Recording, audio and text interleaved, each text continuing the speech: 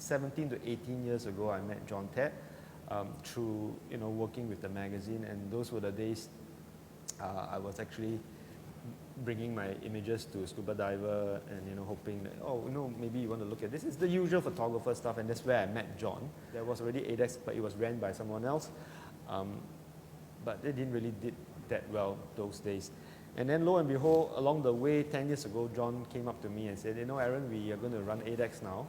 And I remember feeling so excited because I kind of enjoy working with John, and I knew that he's going to do a fantastic job. And the rest, as they say, is history. So John, 10 years, I've been speaking for you. So I think you need to give me like a long service award or something. A nice carton of beer would be very, very appreciated.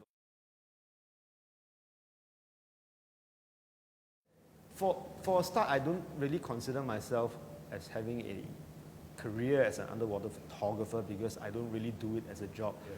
But has ADEX actually helped me over the years as an underwater photographer to, I would say, get some recognition in the work that I do?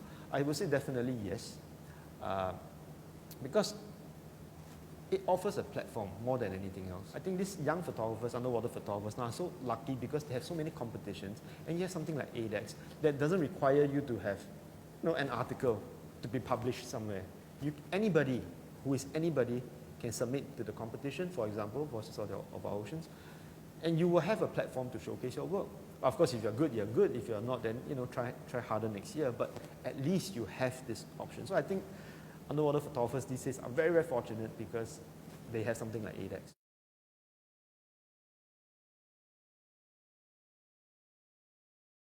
I think the whole concept of single-use plastic started off as a very noble idea. I'm sure the idea of having it wasn't a bad thing, but that was a simpler time when things were less.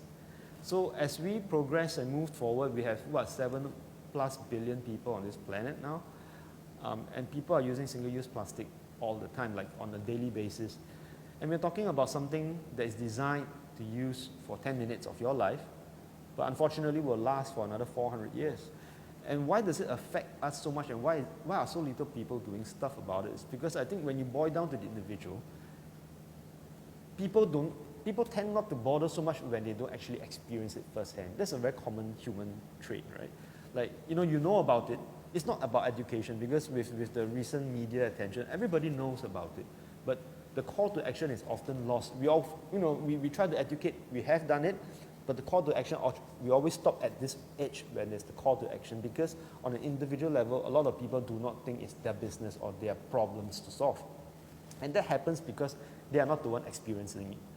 Now the truth is, if you were to take all this trash and you dump it onto the front lawn of somebody's house, then obviously this guy is going to come out kicking and screaming, and he will do something about it because it affects him. But when you throw something like a straw down the drain and it goes somewhere out in the ocean, it becomes somebody else's problem. And that's the problem I think that as a society we face, that the ocean is everybody's problem, whether you like it or not. Yes, I know it's just one straw, but so says a billion people, right? Because that kind of stuff adds up. So do yourself a favor and do us all a favor. Just say no to single-use plastic as much as you can. It's just a lifestyle choice. It can be done, and it should be done. Our ocean deserves our attention. Pledge now to Ocean Citizen, and I hope to see you at ADEX Singapore this April 11 to 14.